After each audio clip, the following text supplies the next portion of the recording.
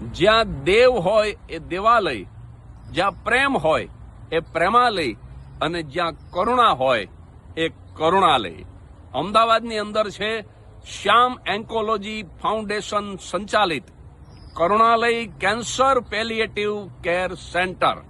મિત્રો, કેન્સરના એવા દર્દીઓ જે ત્રીજા કે ચોથા સ્ટેજમાં પહોંચી ગયા છે, ડોક્ટરોએ પણ કહી દીધું છે કે હવે બહુ હોપ નથી, એવા દર્દીઓના જીવનના ઉત્તરાર્ધને આનંદથી ભરી દેતી સંસ્થા એટલે કરુણાલય. એ 15મા વર્ષમાં પ્રવેશ કરે છે. 14 વર્ષમાં 5000 કરતા વધારે દર્દીઓએ કરુણાલયની સેવાનો લાભ લીધો છે અને ફેબ્રુઆરી 2022થી એમણે ઘરે ઘરે જઈને સેવા આપવાનું શરૂ કર્યું. એનો લાભ પણ 350થી વધારે દર્દીઓએ લીધો છે.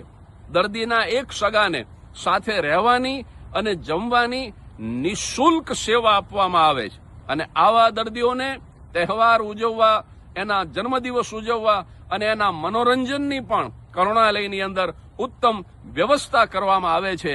તો સેવા અને વરેલી, કરુણા અને વરેલી આ સંસ્થા 15મા વર્ષમાં પ્રવેશ કરે છે.